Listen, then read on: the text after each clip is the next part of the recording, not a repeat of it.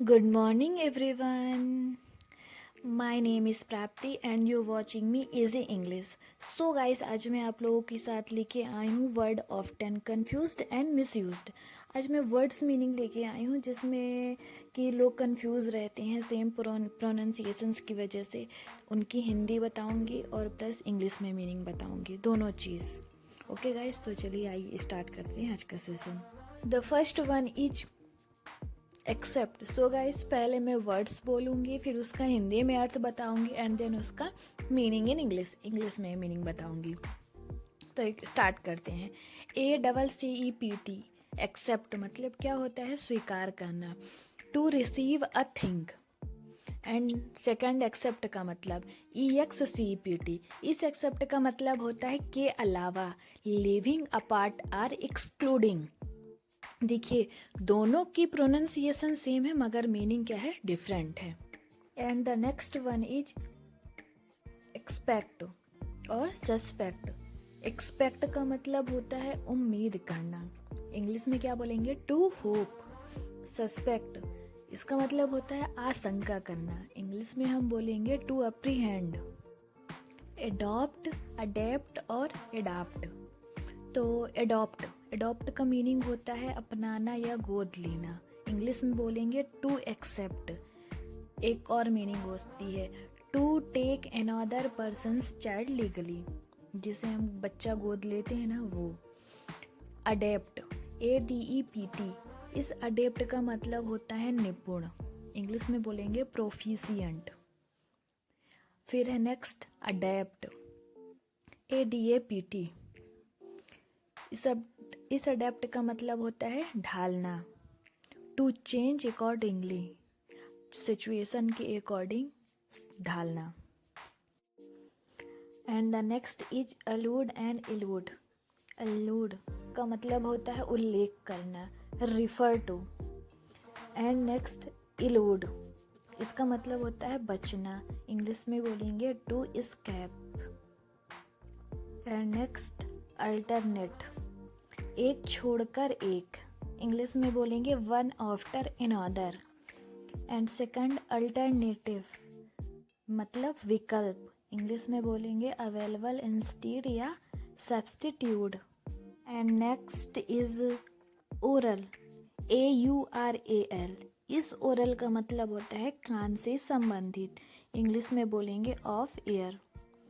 और next oral का मतलब है ORAL। इस ओरल का मतलब है मौखिक, यानी कि इंग्लिश में वर्बल। Next access, ACCESS। इस एक्सेस का मतलब होता है पहुंच। इंग्लिश में बोलेंगे अप्रोच। Access, EXCESS। इस एक्सेस का मतलब होता है प्रचुरता में, more than due. I hope guys आपको समझ में आ रहे हो words. And next averse, ABERSE। इस अवर्स का मतलब होता है नापसंद करना। इंग्लिश में बोलेंगे टू डिसलाइक। एंड एडवर्स, इस एडवर्स का मतलब होता है विपरीत, अनफेवरेबल।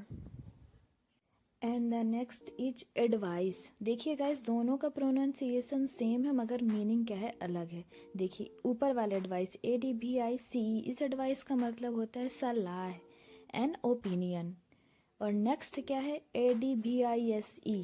इस एडवाइस का मतलब होता है सलाह देना, to offer an opinion. And the next one is affect and effect. Affect, AFFECT। इस अफेक्ट का मतलब होता है असर करना। इंग्लिश में बोले जाएगा to influence. And next EFFECT, इस इफेक्ट का मतलब होता है परिणाम। इंग्लिश में क्या बोलेंगे? रिजल्ट।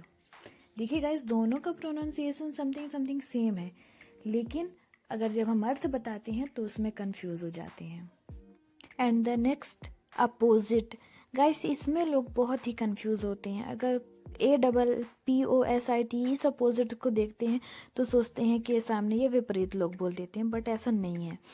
APPOSITE, इस अपोजिट का मतलब होता है उपयुक्त या प्रॉपर। और नेक्स्ट है OPPOSIT। इस अपोजिट का मतलब होता है के सामने या विपरीत।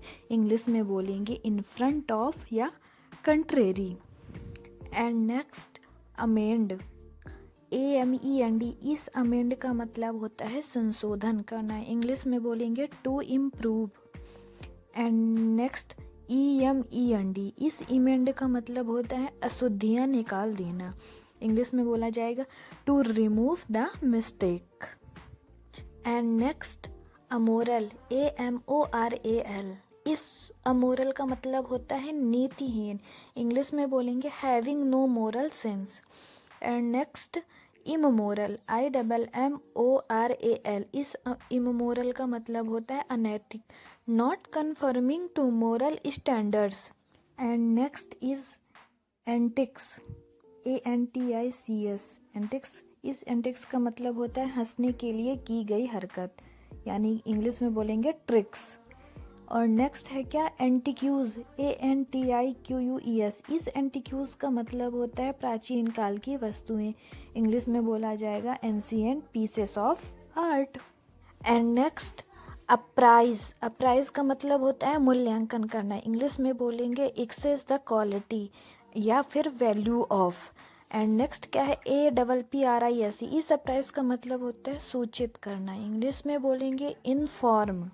And next is allusion, ALLUSION, इस अलूशन का मतलब होता है संदर्भ में, और भी बोल सकते हैं अप्रत्यक्ष रूप से, इंग्लिश में बोला जाएगा indirect reference. And next illusion का मतलब होता है भ्रम, डिसेप्शन।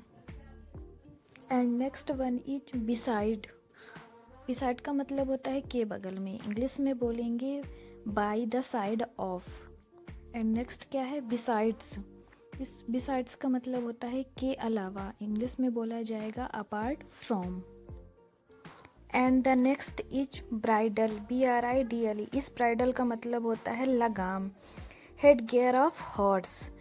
एंड ब्राइडल, BRIDL, इस ब्राइडल का मतलब है दूल्हा दुल्हन से संबंधित, रिलेटेड टू ब्राइड या bride groom. And the next is beneficial, beneficial का मतलब होता है लाभदायक, इसको इंग्लिश में बोलेंगे यूजफुल। और नेक्स्ट क्या है, बेनिफिशियरी, इस बेनिफिशियरी का मतलब होता है लाभान्वित व्यक्ति, इंग्लिश में बोला जाएगा one who receives benefit. And next is bore, bore BOAI, इस बोर का मतलब होता है सुअर, इंग्लिश में बोलेंगे अ पिग। एंड दूसरे वाले बोर का BORE, इस बोर का मतलब होता है बर्दाश्त करना या पैदा करना, टू टॉलरेट और to produce. And the next is bought, bought मतलब क्या होता है खरीदना, ये वर्ब का सेकंड और थर्ड फॉर्म है, किसका, बाय का, बाय बॉट बॉट, बॉट क्या है, बाय का सेकंड और थर्ड फॉर्म है। एंड क्या है नेक्स्ट, ब्रॉट, ब्रॉट मतलब होता है लाना, ये है ब्रिंग, ब्रिंग ब्रॉट ब्रॉट, ये ब्रिंग का क्या है, सेकंड फॉर्म और थर्ड फॉर्म है। And the next is catch, catch को हम हिंदी में क्या बोलते हैं, गतिशील को पकड़ना, to take hold of something when it is moving.